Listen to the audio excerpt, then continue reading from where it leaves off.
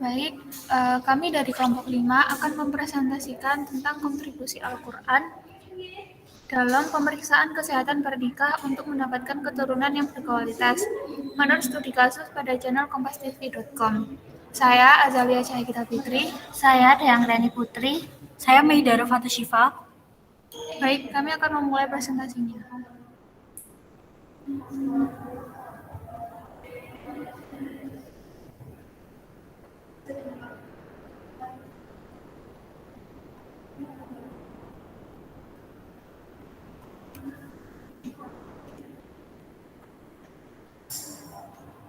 Baik, yang pertama yaitu abstrak. Menikah adalah awal seseorang untuk memasuki kehidupan rumah tangga dan terdapat beberapa hal yang harus dipersiapkan agar kelak dapat terwujudnya keluarga yang sejahtera secara jasmani maupun rohani sehingga terhindar dari kondisi keluarga yang lemah. Sebelum menikah, calon pengantin harus melakukan pemeriksaan kesehatan pranikah. Pemeriksaan kesehatan pranikah adalah pemeriksaan status kesehatan pasangan yang akan menikah. Namun tetap saja masih banyak calon pengantin yang tidak mau melakukan pemeriksaan kesehatan pranikah. Oleh karena itu, diperlukan kontribusi Al-Quran dalam pemeriksaan kesehatan untuk mendapatkan keturunan yang berkualitas. Tujuan dari penelitian ini adalah untuk mengetahui bahwa Al-Quran juga berkontribusi dalam pemeriksaan kesehatan pranikah untuk menghasilkan keturunan yang berkualitas. Penelitian ini diharapkan dapat memberikan informasi dan edukasi bagi semua orang yang akan menikah untuk melakukan pemeriksaan kesehatan terlebih dahulu sebelum menikah agar nantinya bisa mendapatkan keturunan yang berkualitas. Metode penelitian yang dilakukan adalah metode review jurnal dengan mengumpulkan berbagai jurnal yang telah mengkaji tentang pemeriksaan kesehatan pranikah dan kontribusi Al-Quran untuk mendapatkan keturunan yang berkualitas. Hasil dari pembahasan yang diperoleh bahwa melakukan pemeriksaan kesehatan pranikah sangat penting bagi calon pengantin untuk mengidentifikasi resiko kesehatan bagi diri mereka sendiri, pasangan, dan keturunan, serta bisa untuk mendapatkan keturunan yang berkualitas. Kata kuncinya yaitu pemeriksaan, pranikah, dan keturunan.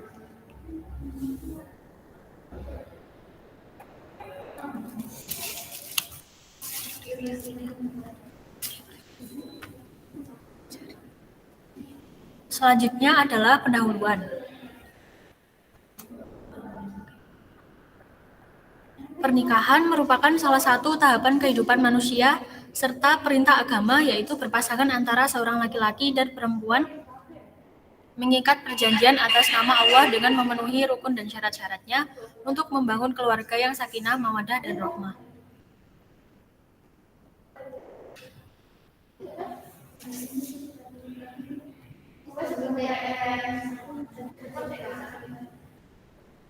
Nah, pada dasarnya salah satu tujuan pernikahan itu untuk mendapatkan keturunan, sehingga mendapatkan penerus generasi selanjutnya. Dalam memelihara generasi selanjutnya, tentunya setiap pasangan itu menginginkan keturunan yang baik dan berkualitas.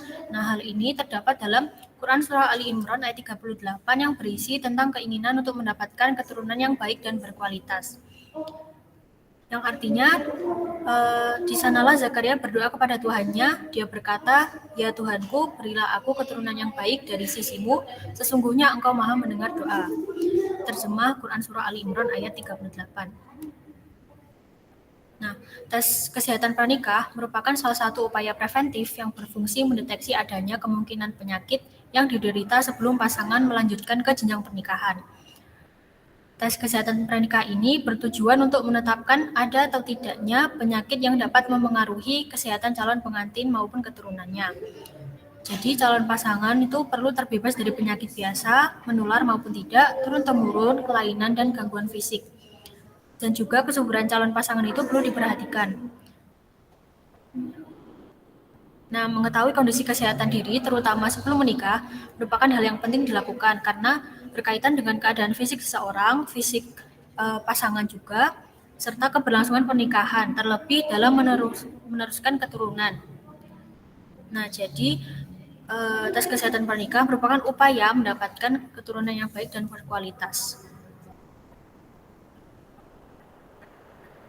Kemudian banyak ditemukan studi mengenai hukum Islam terhadap manfaat pemeriksaan kesehatan pranikah. Kebanyakan itu terkait kaidah halal dan haramnya serta korelasinya dengan keharmonisan pernikahan. Menurut Ustadz Muhammad Syabir dalam Junaidi dan Najamuddin tahun 2020, pemeriksaan kesehatan itu tidak bertentangan dengan syariat Islam dan tujuan pernikahan, serta dilakukan selama tidak mendatangkan mudarat bagi kedua pasangan. Namun belum banyak ditemukan kajian mengenai keterkaitan antara pemeriksaan kesehatan pranikah untuk mendapatkan keturunan berkualitas dengan kontribusi Al-Quran di dalamnya.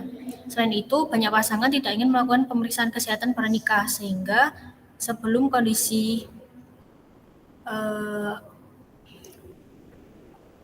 banyak masyarakat tidak ingin melakukan pemeriksaan kesehatan pranikah,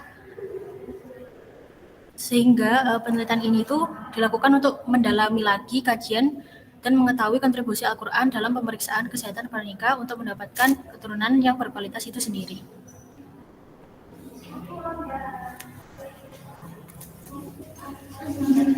Selanjutnya metode. Metode yang kami lakukan dalam penelitian ini yaitu studi literatur, di mana kami mencari dan mengumpulkan beberapa jurnal dalam rentang waktu 5 tahun terakhir, serta buku referensi terkait dengan pemeriksaan kesehatan pranikah sebagai upaya untuk mendapatkan keturunan yang berkualitas. Dari berbagai jurnal ini, kami membandingkan, menimbang, dan menyimpulkan isinya. Dengan kata lain, kami melakukan artikel review. Instrumen yang kami gunakan dalam melakukan penelitian ini adalah gadget, laptop, dan internet agar dapat mengakses Google Scholar, Mendeley, dan Publish or Perish. Instrumen penelitian lainnya ialah buku-buku tafsir Al-Quran yang di dalamnya terdapat pembahasan yang kami diskusikan. Yang selanjutnya ada hasil dan pembahasan. Untuk yang pertama yaitu pengertian pemeriksaan kesehatan. Pemeriksaan kesehatan terdiri dari dua kata, yakni pemeriksaan dan kesehatan. Menurut KBBI, pemeriksaan berasal dari kata pemeriksaan yang berarti proses, tata cara pemeriksaan, cara periksa, investigasi, atau insiden. Sedangkan kata kesehatan memiliki imbuhan ke dan an. Menurut KBBI, kesehatan adalah keadaan sehat, memiliki tubuh yang baik.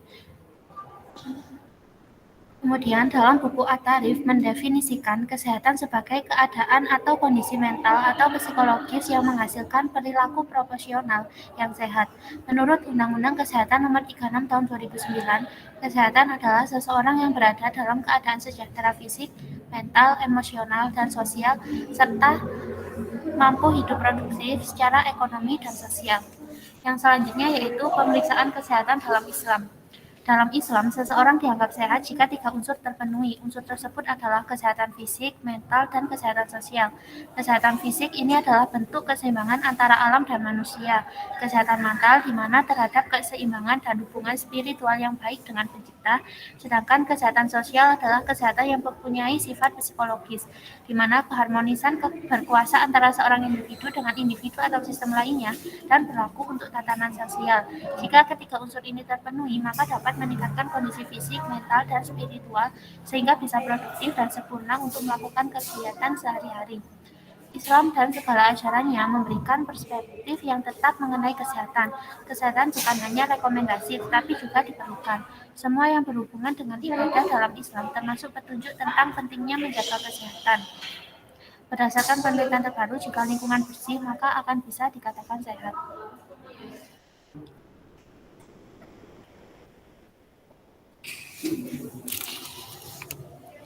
Yang selanjutnya adalah pernikahan. Pernikahan atau perkawinan adalah suatu persetujuan atau perjanjian antara dua orang yang berbeda jenis kelamin, laki-laki dan perempuan, untuk hidup bersama secara halal, sah, dan bermartabat sebagai suami istri. Perkawinan ada sejak adanya manusia, dan mereka mengenal budaya dalam bahasa agama, taklif, atau tanggung jawab kepada Tuhan. Pernikahan pertama kali dilakukan oleh Nabi Adam alaihissalam dengan Siti Hawa. Ketika Adam diciptakan, ia masih sendiri, tidak ada pendamping, ia juga merasakan kesepian, meskipun semua kebutuhannya akan makan dan minum serta perlengkapan lainnya tercukupi. Dalam pengertiannya, ada sesuatu yang hilang dalam hidupnya, yang tidak dapat digantikan oleh benda-benda yang memenuhi kebutuhan di sekitarnya. Maka dari itu, Tuhan menciptakan jenis kelamin lain untuk menjadi pendamping Adam yang saat itu masih lajang. Nah, dengan menciptakan pasangan serupa yang kemudian dikenal sebagai Hawa, pasangan tersebut dapat bereproduksi, saling mencintai, dan kemudian bereproduksi dan menyebar ke seluruh dunia. Hal ini tercantum dalam Quran Surat An-Nisa ayat 1, yang artinya, wahai manusia, bertakwalah kepada Tuhanmu yang telah menciptakan kamu dari diri yang satu, yaitu Adam, dan Allah menciptakan pasangannya Hawa dari dirinya, dan dari keduanya Allah memperkembangbiakkan laki-laki dan perempuan yang banyak. Bertakwalah kepada Allah yang dengan namanya kamu saling meminta dan peliharalah hubungan kekeluargaan. Sesungguhnya Allah selalu menjaga dan mengawasimu. Keberlangsungan hidup manusia dari satu generasi ke generasi berikutnya menjamin keberlangsungan aktivitas kehidupan di muka bumi. Maka dari itu perlunya kita bereproduksi untuk melanjutkan generasinya agar spesies manusia tidak punah. Nah, hal ini tercantum pada Quran Surat An-Nahl ayat 72. Dan Allah menjadikan bagimu pasangan suami istri dari jenis kamu sendiri dan menjadikan anak dan cucu bagimu dari pasanganmu, serta memberimu rezeki dari yang baik. Mengapa mereka beriman kepada yang batil dan mengingkari nikmat Allah? Yang selanjutnya yaitu kesehatan reproduksi. Kata kesehatan berasal dari kata sehat yang menurut WHO pada tahun 1992 berarti keadaan fisik, mental, dan sosial yang lengkap, tidak hanya bebas dari penyakit atau luka.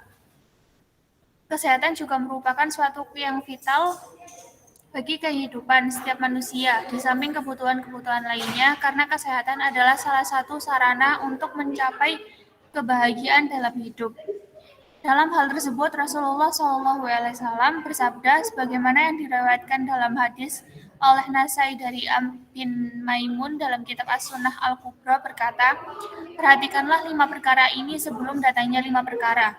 Hidupmu sebelum datang kematianmu, kesehatanmu sebelum datang kesakitmu, kesempatanmu sebelum datang kesibukan, masa mudamu sebelum datang masa tuamu, kekayaanmu sebelum datang kefakiranmu.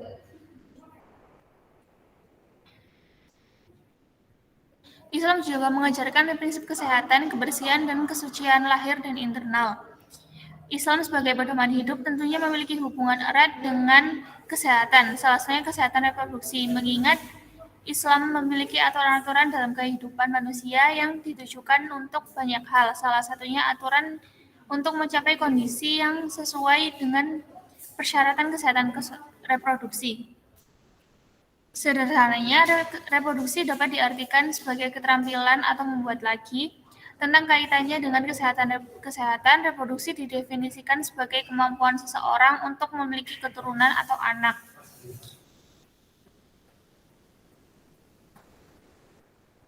Jadi, istilah reproduksi adalah pentingnya proses kehidupan manusia dalam produksi keturunan untuk bertahan hidup.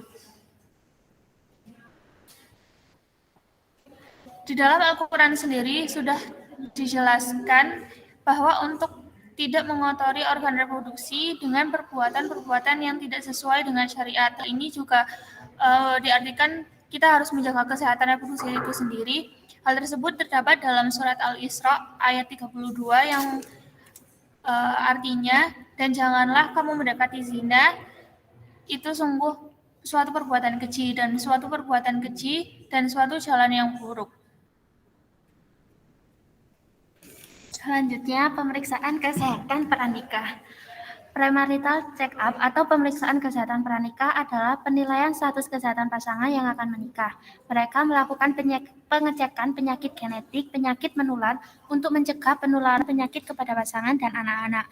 Bagi pasangan yang akan menikah, pemeriksaan pranikah dapat membantu mengidentifikasi risiko kesehatan bagi diri mereka, pasangan, dan keturunan. Oleh karena itu, pemeriksaan kesehatan pranikah penting untuk membantu pasangan memahami genetika mereka dan mengambil tindakan pencegahan dan perawatan yang diperlukan. Menurut Pamungkas, terdapat beberapa tahapan pemeriksaan kesehatan pranikah, antara lain, yang pertama yaitu pemeriksaan darah. Tes darah dilakukan untuk mendeteksi tanda-tanda yang menyebabkan kelainan atau kondisi abnormal. Tes darah ini meliputi tes pada golongan darah dan tes darah lengkap. Selanjutnya, tes penyakit menular. Tes penyakit menular harus dilakukan karena tes ini digunakan untuk mendeteksi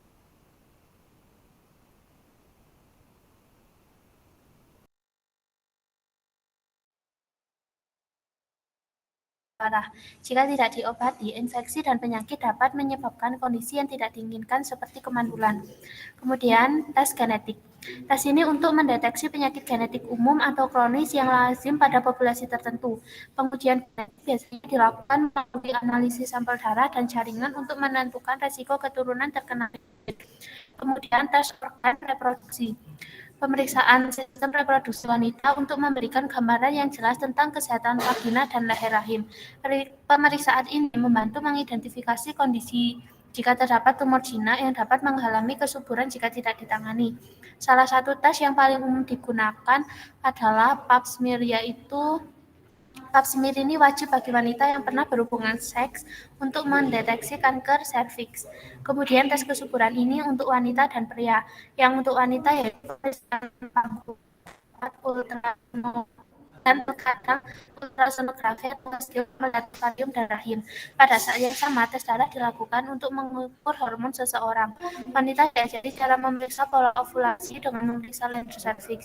Jika dokter tidak yakin dengan tes ini, dokter akan memeriksa saluran tuka untuk menentukan berbagai kondisi dan membantu menentukan ketidaksuburan. Kemudian yang untuk pria, tes kesuburan yang menggunakan analisis sperma untuk menentukan apakah seseorang subur berdasarkan jumlah sperma, pergerakan sperma, ukuran, bentuk, dan jumlah cairan sperma. Kemudian tes alergi. Mungkin tes ini tidak begitu populer di kalangan masyarakat umum, tetapi tes alergi ini juga penting. Tes alergi ini dapat membantu mengetahui apakah seseorang alergi terhadap zat atau barang tertentu. Tes ini penting karena mengetahui penyakit alergi memungkinkan untuk mencegahnya atau mengobatinya dengan tepat. Kemudian tujuan pemeriksaan kesehatan pranikah. Sutrisno menyatakan bahwa tujuan dilaksanakannya pemeriksaan kesehatan pranikah untuk yang pertama, pertimbangan pemeriksaan kesehatan bagi pengantin baru sebaiknya tidak hanya memperhatikan kesehatan calon pengantin, tetapi juga kesehatan keturunannya, anak-anak, sehingga dapat mewariskan keturunan yang sehat jasmani dan rohani. Yang kedua, meminimalkan penyebaran penyakit menular dan genetik yang dapat merugikan baik calon pengantin maupun keturunan selanjutnya. Yang ketiga, menghilangkan kebiasaan tidak sehat ketika pemeriksaan kesehatan akan mengungkapkan kebiasaan tidak sehat dalam kesehatan. Setelah pemeriksaan, dokter akan memberikan solusi dan anjuran untuk mengubah kebiasaan tidak sehat agar menjadi sehat. Sutrisno juga menyatakan bahwa tujuan lainnya adalah memiliki keluarga sakinah yang sehat, yaitu jika penyakit tersebut terdeteksi oleh tes, maka ditemukan tindakan yang tepat untuk mengatasinya. Kemudian mengetahui tingkat kesuburan masing-masing calon pengantin, dan sebagai bentuk jaminan bahwa calon pengantin tidak akan menimbulkan resiko yang dapat mengganggu kesehatannya saat berhubungan seksual.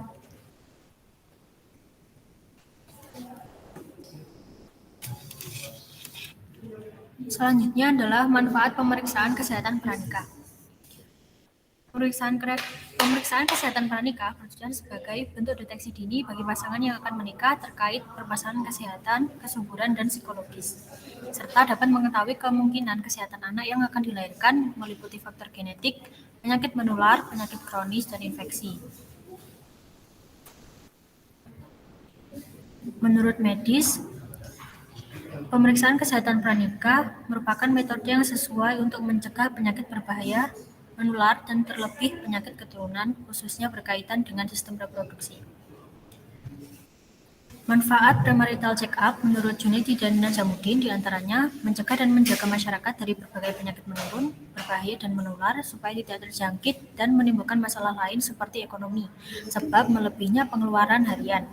Manfaat khusus dari pemeriksaan kesehatan pranikah secara khususnya adalah untuk memastikan dan menjamin kesehatan jasmani dan rohani keturunan yang akan dilahirkan, dan memberikan gambaran umum terkait menghindarkan calon pasangan dari kemandulan, meskipun pemeriksaan ini tidak mampu mendeteksi kemandulan seseorang dengan sempurna. Manfaat lain yaitu memastikan tidak terdapat aib dari segi fisik dan psikologis pasangan, meyakinkan ada atau tidaknya penyakit menahun yang mempengaruhi pernikahan.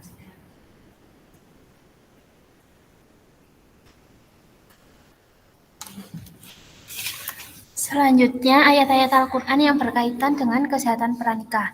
Dalam Quran Surat Ar-Rum ayat 21, Allah dengan jelas menyatakan tujuan pernikahan itu sendiri, yaitu seperti arti dalam Quran Surat Ar-Rum, dan di antara tanda-tanda kekuasaannya ialah Dia menciptakan untukmu istri-istri dari jenismu sendiri, supaya kamu cenderung dan merasa tentram ke depannya, dan dijadikannya di antaramu rasa kasih dan sayang.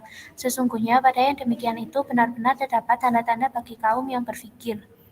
Quran Surat Ar-Rum ayat 21 menjelaskan bahwa Allah Subhanahu wa Ta'ala menjadikan seseorang pria pendampingnya dan menikahi seorang wanita dari jenisnya sendiri seorang manusia. Allah Subhanahu wa Ta'ala memerintahkan hambanya untuk menikah. Karena itu adalah ibadah keuntungan dan kebijaksanaan. Hikmah pernikahan adalah menjauhi dosa dan menjaga kesucian diri. Selanjutnya, Quran Surat Ar-Rum ayat 21 juga mengisyaratkan bahwa dengan perkawinan, ia dapat menghasilkan keluarga yang sakinah, mawaddah, dan warohmah. Sakinah artinya kedamaian, ketenangan, dan mawaddah artinya cinta, dan warohmah artinya kasih sayang. Kemudian makna dalam Quran Surat Ar-Rum ayat 21 yang pertama, jodoh adalah tanda kekuasaan Allah Subhanahu wa Ta'ala. Yang kedua, mewujudkan pernikahan yang sakinah, mawaddah, dan warohmah. Dan yang ketiga yaitu orang yang berfikir. Nah, berikut ini adalah kandungan dari Quran Surat Ar-Rum ayat 21. Yang pertama, Islam memerintahkan pernikahan. Yang kedua, di antara kekuasaan Allah adalah membuat seorang laki-laki dengan seseorang perempuan yang sejenis, seorang manusia dan bukan makhluk hidup lainnya. Yang ketiga, beberapa tujuan pernikahan adalah lain membentuk silsilah keluarga yang sakinah, mawaddah, dan warohmah. Yang keempat, sakinah adalah ketenangan dan ketentraman, mawaddah adalah cinta fisik, dan rohmah adalah kasih sayang non-fisik. Yang selanjutnya yaitu tanda kekuasaan Allah ini hanya dapat dirasakan dan dirasakan oleh mereka yang berfikir.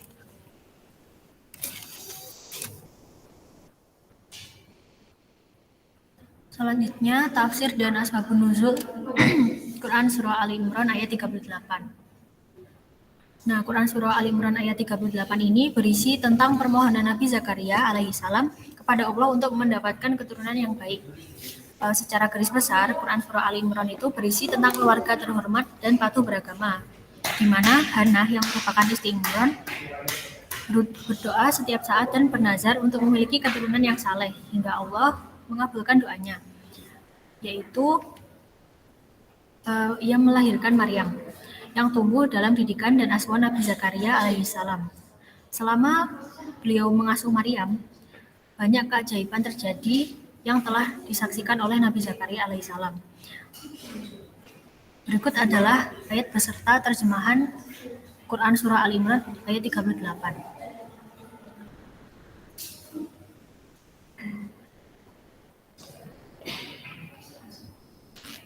Nah, di sini kami mengambil 3 sumber tafsir. Yang pertama ada dari Tafsir Al-Azhar karya dari Hamka.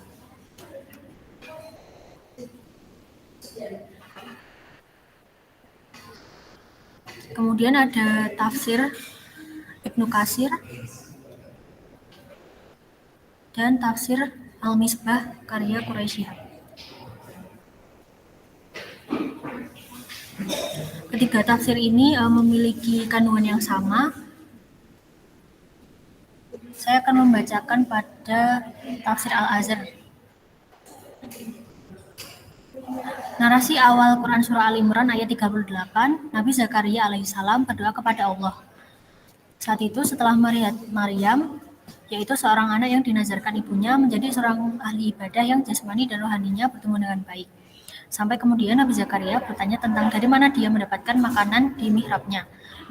Maryam pun memberikan jawaban yang penuh iman. Dengan jawaban itu, Nabi Zakaria tersadar apabila ia juga memohon sungguh-sungguh kepada Allah Subhanahu wa Ta'ala, doanya pun terkabul, seperti doa istri Imran yang telah dikabulkan tentang keturunan yang soleh.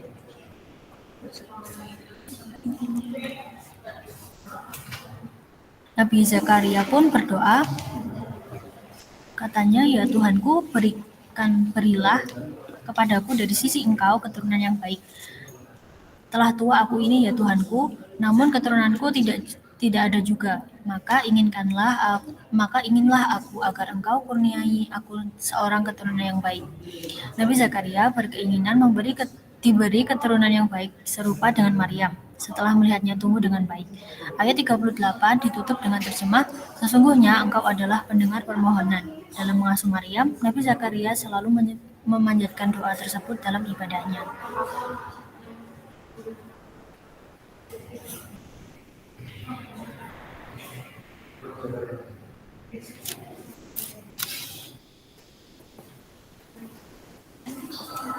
Yang selanjutnya yaitu pembentukan anak yang berkualitas.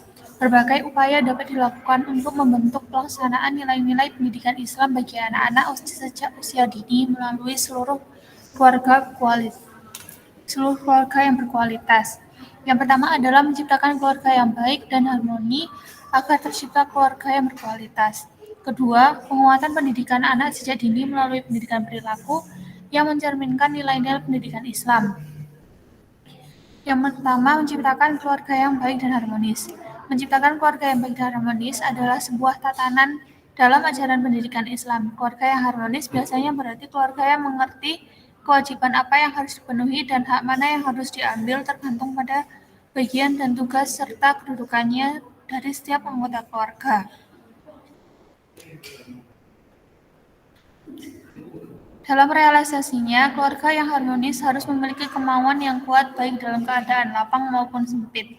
Jadi, melalui pendidikan Islam memberikan dorongan untuk memulai sebuah keluarga sakinah dan mawaddah harus dilakukan sejak awal saat pemilihan pasangan. Rasulullah SAW memberikan petunjuk kepada setiap pasangan agar memilih calon istri dan calon suami bagi sang anak dengan mengutamakan agamanya.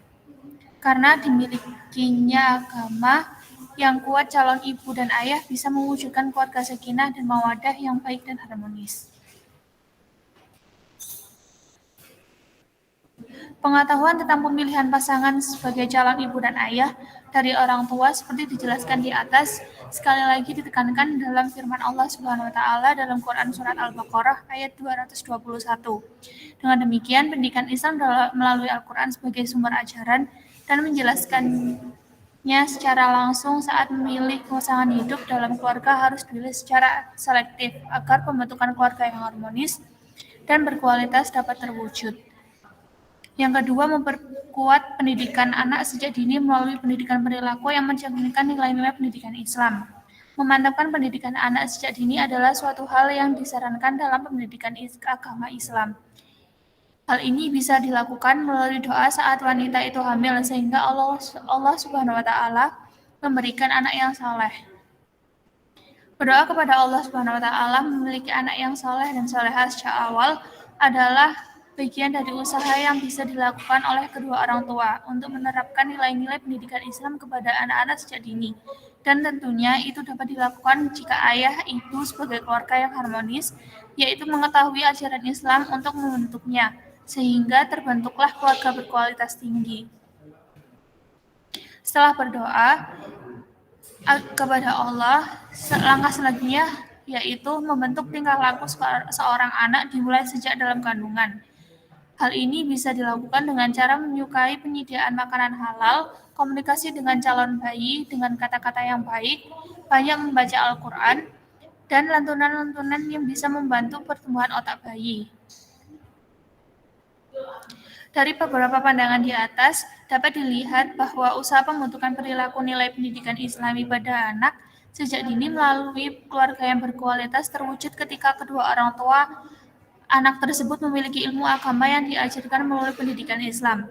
Itulah sebabnya Islam mengajarkan secara internal melalui pendidikannya untuk menciptakan keluarga yang berkualitas.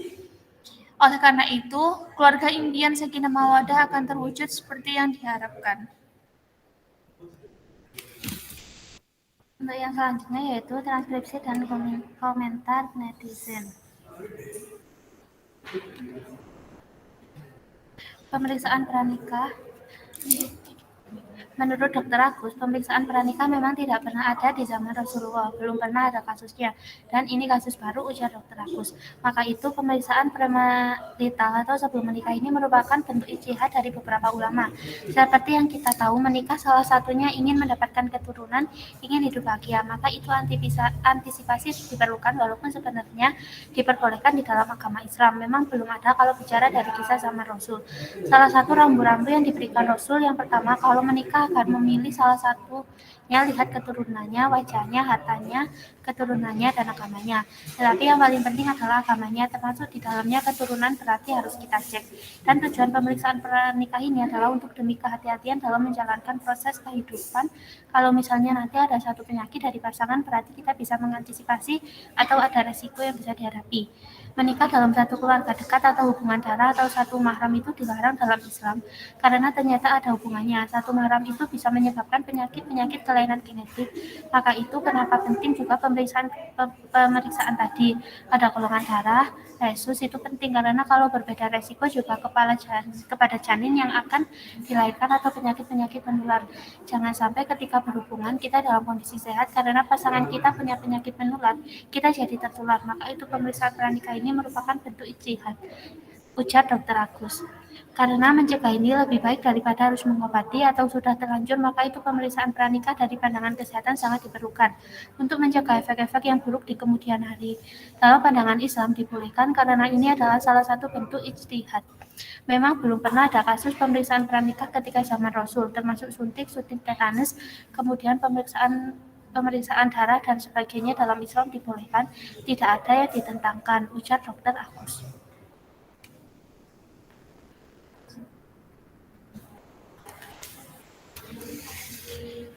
Nah, yang terakhir adalah kesimpulan. Menurut penelitian yang sudah kami lakukan dengan metode literatur review dari berbagai jurnal dan buku, dapat disimpulkan bahwa Al-Quran telah berkontribusi dalam pelaksanaan pemeriksaan kesehatan yang dilakukan sebelum menikah atau pranikah.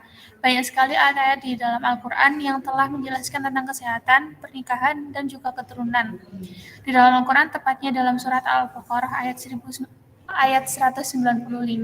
telah dijelaskan untuk selalu menjaga kesehatan. Namun dalam hal ini, untuk memperoleh keturunan yang berkualitas, kita juga perlu untuk menjaga kesehatan reproduksi. Dan hal itu tercantum dalam Quran Surat Al-Isra ayat 32. Karena jika kita tidak menjaga kesehatan reproduksi, kemungkinan dapat mengganggu proses reproduksi karena adanya benih penyakit yang dapat menular kepada janin. Dengan kata lain, hal ini dapat merusak kualitas keturunan tersebut. Sekian presentasi dari kelompok kami. Jika ada yang ingin ditanyakan, silakan kirim ke WA grup agama ini. Baik, sekian dari presentasi kami. Jika ada salah kata, mohon dimaafkan. Wassalamualaikum warahmatullahi wabarakatuh.